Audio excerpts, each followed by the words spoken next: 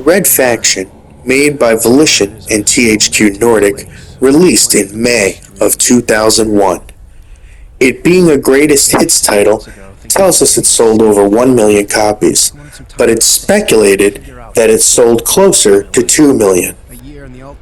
Developers did not release the budget for Red Faction, but it is described as limited with roughly 103 credited staff.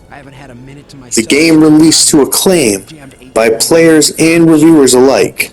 The most notable feature of this game is the destructible environments, as well as a large single-player campaign and a fun and robust multiplayer mode.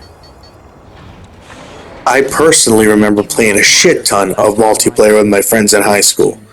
We made cave systems to hide from rocket launchers, attacks from the railgun that has heat vision, which is a one-shot kill.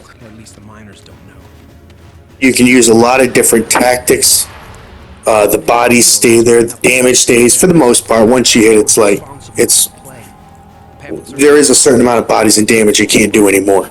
You can hit that wall, but if you're playing for real, you won't touch that wall. It was Halo for Halo. The sequel would be marketed as the first in a long line of Halo killers. Now, the review of Red Faction. The story follows a miner named Parker. He works for a corrupt corporation named Altor, and a riot breaks out in the mine, which leads to a revolution. The movement is named Red Faction. You must hunt down your controllers in the goal of taking control of your freedom. But it will not be easy. There are layers of villainy in your way and secrets to unfurl. Gameplay is simple but rewarding. The guns are fun to use. The vehicles, jeeps, and subs were fun to use.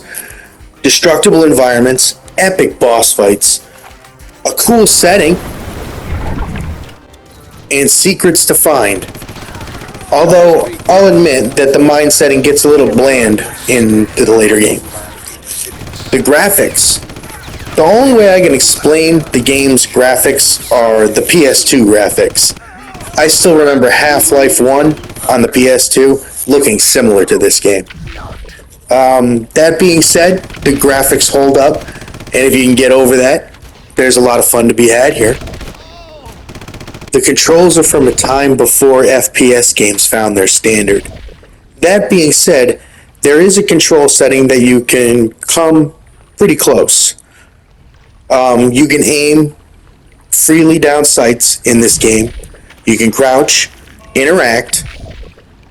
Weapons feel weighty. Vehicle controls are serviceable.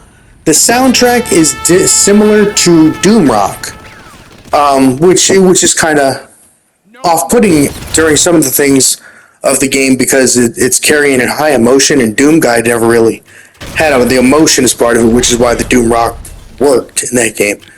But they're going for an emotional tone in this game, so sometimes that can come as a bit off as a choice. If you can deal with the retro graphics and the occasional campiness, it's a game you could end up loving. And I dare you not to fall in love with the multiplayer with couch co-op with your friends or family.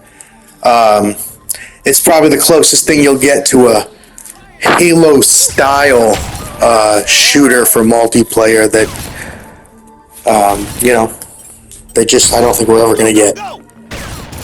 So, it doesn't have vehicles, but there's a fun time to be had there. So, we here at Retro Oxide Review give this a 4 out of 5. You should check it out if you're into the retro style, if you're into multiplayer games with no strings attached and that can be fun. Just pick up and play fun. Check this out. Alright, catch you next time.